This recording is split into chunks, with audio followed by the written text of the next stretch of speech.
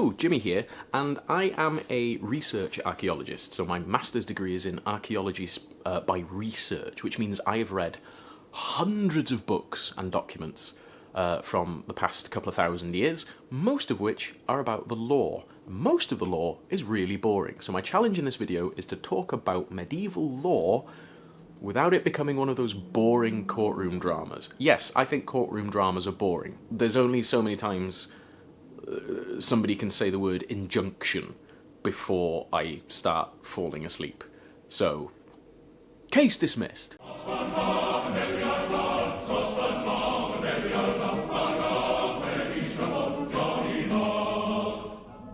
So when we talk about laws in the Viking Age especially, and in the medieval period, we rely on some key texts. We rely on things like the capitularies of the Carolingian Empire.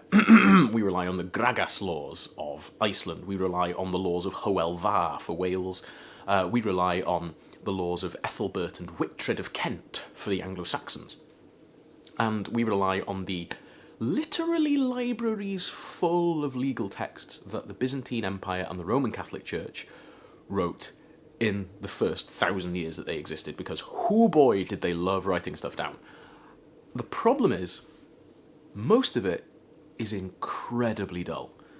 It's so boring, guys. Honest to God. Like, so much of their law is about land disputes. And so many of the court cases that we don't even have proper transcripts. We do have transcripts, but we don't have detailed transcripts like you get now with a typist typing every word furiously. We'll get, on the 3rd day of October, Gwynthmyn came to the court and complained that Gwag had been ploughing his land instead of his own, and Gwag countered, saying, "Nay, 'twas not thus, 'twas Gwynthmyn claiming a strip of land that was not his own, and the judge therefore decreed, we shall go to the land and see upon the map of the tithes where the land was split, and it was found in favour of Gwag. I'm Gwag. Yeah." It's that. It's that for hundreds and hundreds of pages. It's so boring. We tried to do reenactments of land disputes at events, and we would say, we will have the Anglo-Saxon Court of Law at 1 p.m. Make sure to bring the kids. And then we'd do it, and it would literally be like 15 minutes of accurate, because we have nerds in my society who like Viking Age laws, depictions of a court case. And there would be like a law speaker who would be like, well, according to the law, you have a case against this man, and you have the right to defend it in court. And after 10 minutes, everybody would have left and gone and got ice cream and looked at the swords. We tried to make this exciting. The exciting stuff is obviously the punishments. So, crime and punishment has existed since time immemorial for small punishments like, well, small crimes as we would see them now, like stealing a loaf of bread, to murder. Did somebody mention murder? Because if you like murder, I mean if you enjoy murder mysteries, not if you like murder. You shouldn't like murder, but what you should like is June's Journey, which is a game that I have on my phone, and they have sponsored this video, and it is so much easier searching for clues and getting the answers to difficult problems related to crimes in June's Journey than it is researching medieval law codes. Let me tell you that, this is a great deal more fun. There's a lovely relaxing soundtrack, there's beautifully rendered artworks, and June's Journey, if you don't know, is a free, mobile, basically point and click, find the clues and hidden objects game. You play as June Parker, who is in 1920s New York, trying to solve the murder of her sister and brother-in-law. And it's not a scary game, it's a really relaxing game. It's actually quite a nice way to unwind with a cup of tea after a day of research. There's also a fun base building element to it where you get to unlock upgrades to your family's estate on Orchid Island, and it's great. I love a base expansion game, and I love a point and click adventure, so if you like both of those, you'll really dig June's Journey, and it's free, it works on iOS and on Android, and they've sponsored this video, which is really, really cool of them.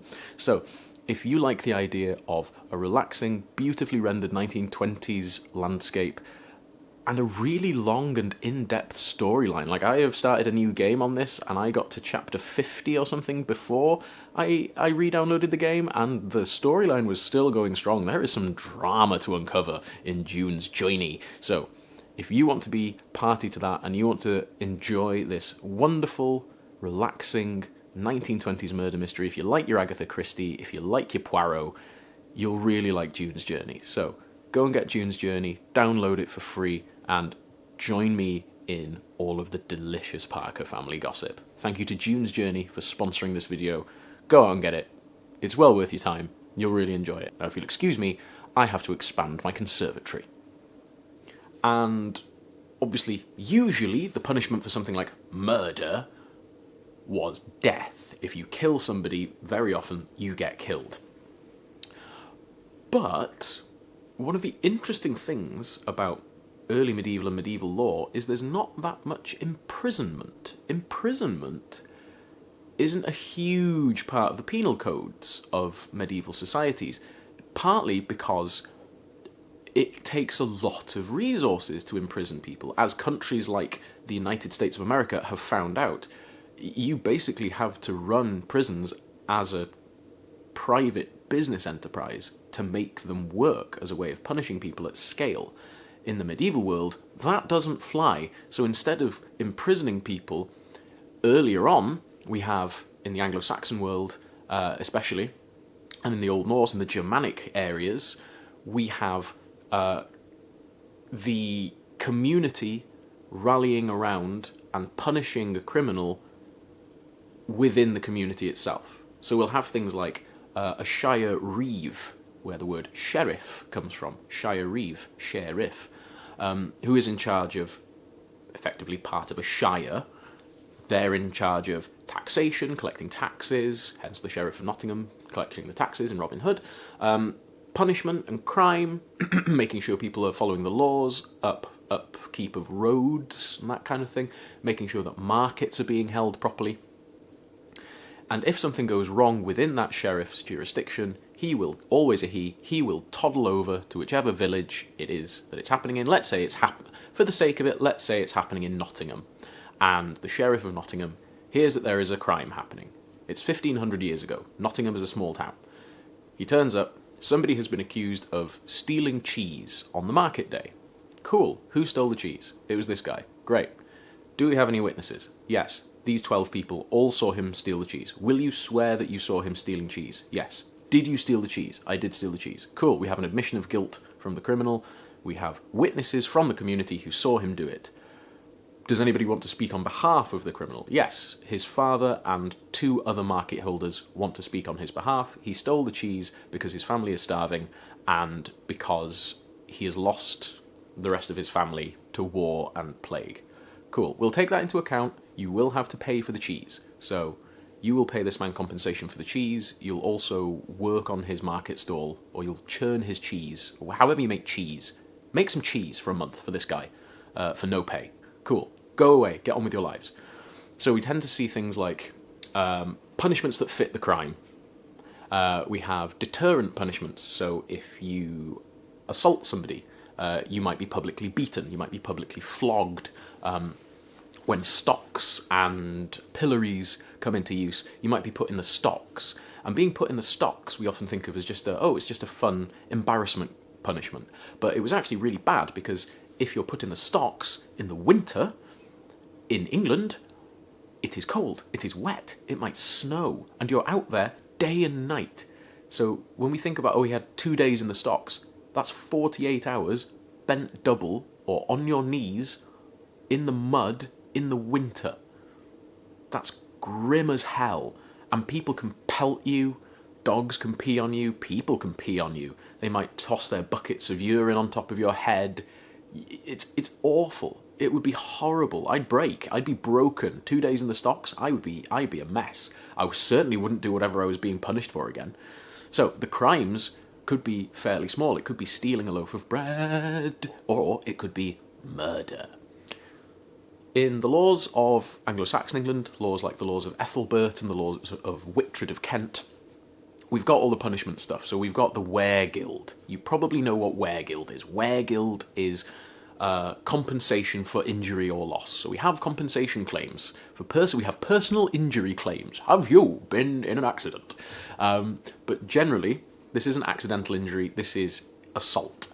So we have things like the value of an eye in Anglo-Saxon England, I think, is 50 shillings, which is a lot. A shilling is the value of a cow. So if you lose an eye, if somebody pokes your eye out, I don't like eye stuff. If somebody pokes your eye out, and they're found guilty, if somebody witnesses it, if 12 people, 15 people swear that they saw this person stab you in the eye in the tavern, and they're of good standing in the community, and he's found guilty, he has to pay you 50 bob.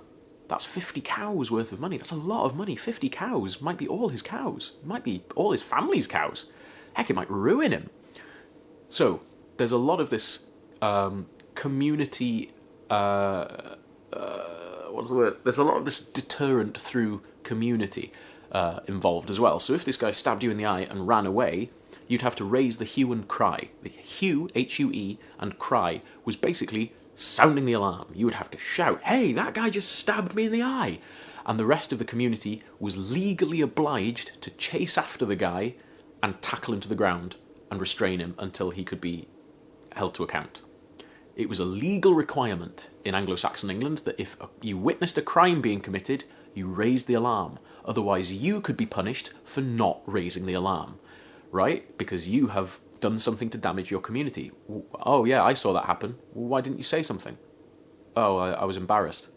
Right, well, you're under arrest for aiding and abetting, basically, right? It's aiding and abetting a criminal. So you have to raise the hue and cry.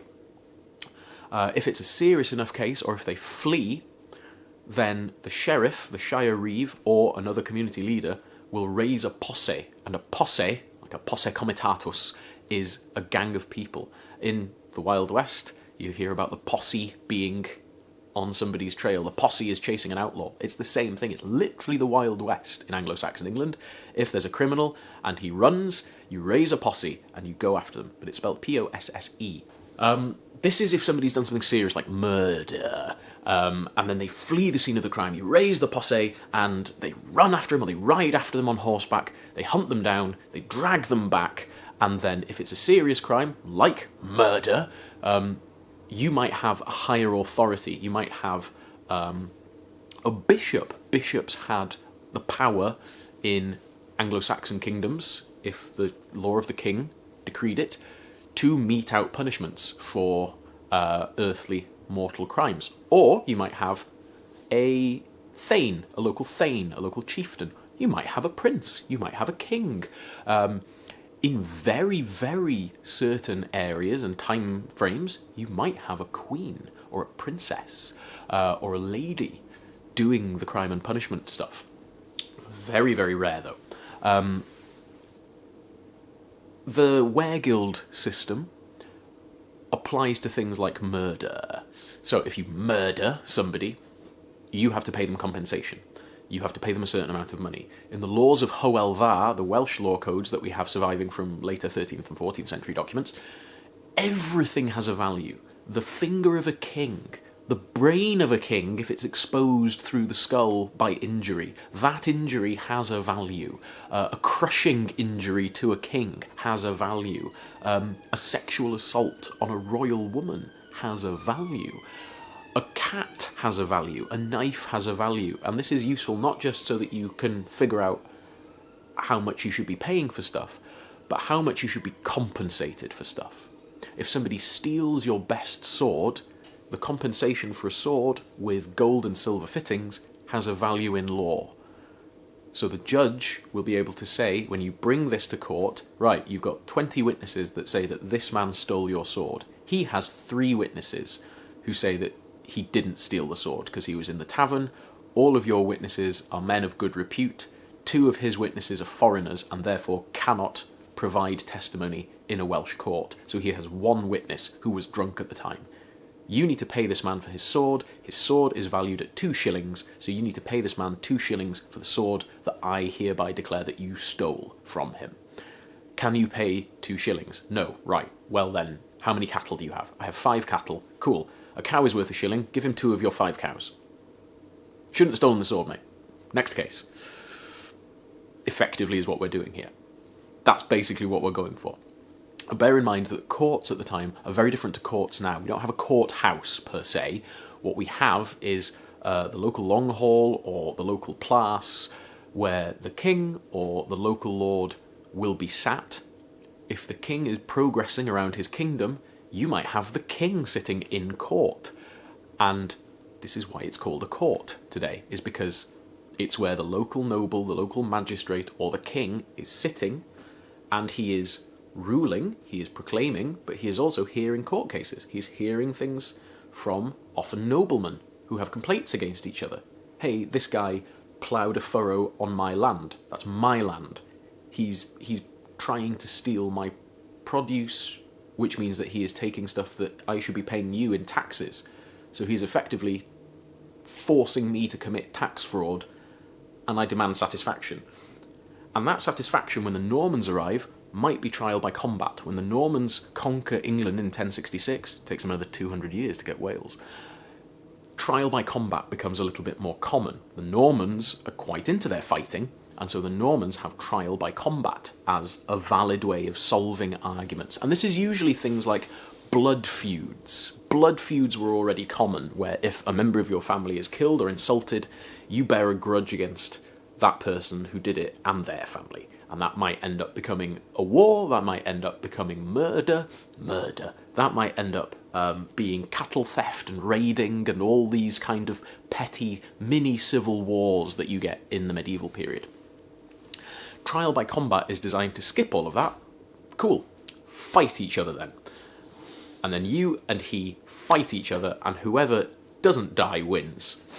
Sometimes, if you lose a trial by combat, you would be executed anyway. So, you've lost a trial by combat. If it's a serious enough case, the punishment might have been death anyway, and they might hang you. Or behead you. Put your head on a spike. Why not?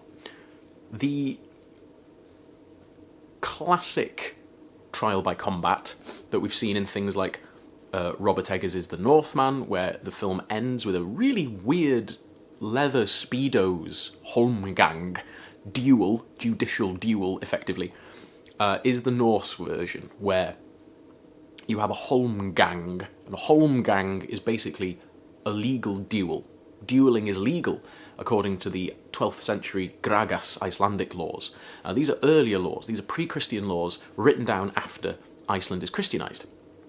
And we know about things like the Althing from the Gragas books. So the Gragas books contains the Althing, which is the meeting of all of the chieftains of Iceland. They gather together at one specific place, and they hear the law proclaimed by the law speaker, who learns the law by heart and then says it. And we hear court cases, we settle boundary disputes, we might have Holmgang, and this might be, right, this man insulted my father. I was away at the time raiding. Now that I'm back, I found that he insulted my father, and my father wanted to fight him but died of old age.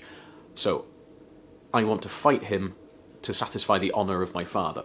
Ooh, rad. Let's have a Holmgang. You fight, you win, honour is restored. But their family might then say, well, you've insulted us by killing our father. No. It was in a legitimate Holmgang at the Althing. You don't get to escalate this. You don't get to continue this feud. Blood feud solved. Because it's at a court, because they have that system in place. Otherwise it just rolls on and rolls on and rolls on, right? And you get the blood feud forever. You can't have that. That way madness and civil war lies. So if it gets that bad, you say, right, duke it out, and then it's solved. And then you stop. You duke it out here. Swords, shields, fight, whoever wins, wins. And that's an end to it, under the law. So there is this system in place where, right, once satisfaction is achieved, it's achieved. Just stop. So as time rolls on, punishments change for different crimes, where more and more crimes are punished by you being thrown into a jail cell, enslaved, forced to work in indentured labour, that kind of thing. Whilst all of that is happening in the secular world, the church has its own courts. Ecclesiastical courts still exist. The Roman Catholic Church has ecclesiastical courts to this very day, and they mostly are related to church crimes. In the medieval period, this is stuff like eating the wrong food on a fast day, not attending church repeatedly, blasphemy, priests misbehaving, monks and nuns misbehaving, bishops, cardinals and popes misbehaving. One of the interesting disputes that we don't have a proper answer to is, what if somebody tries to assassinate a pope? Is that a secular crime? Is that an ecclesiastical crime?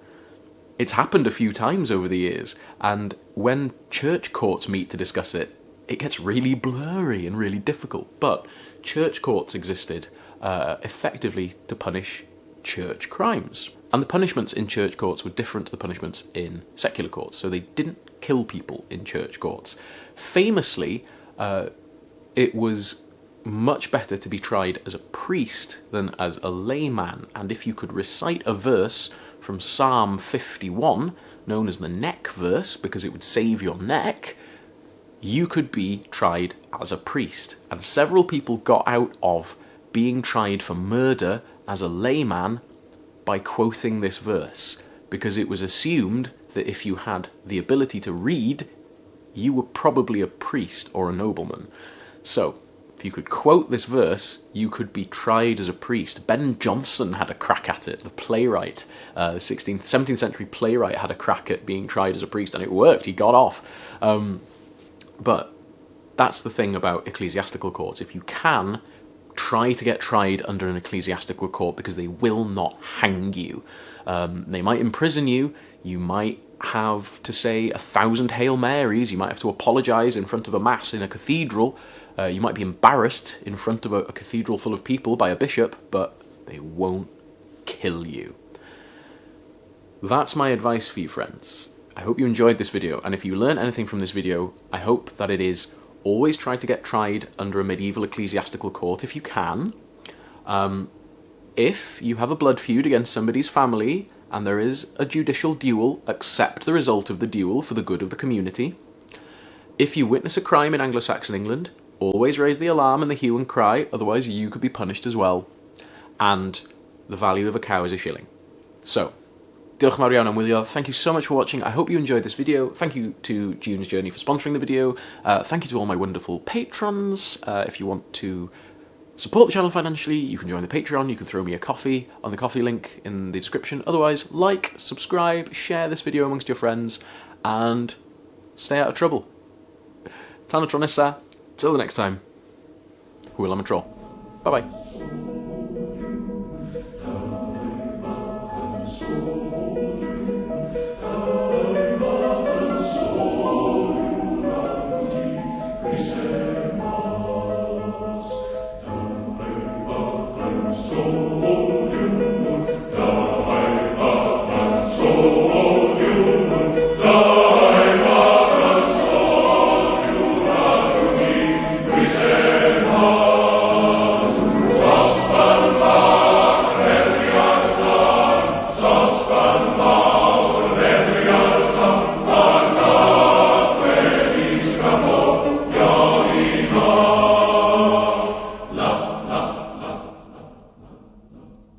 Bei Wiesne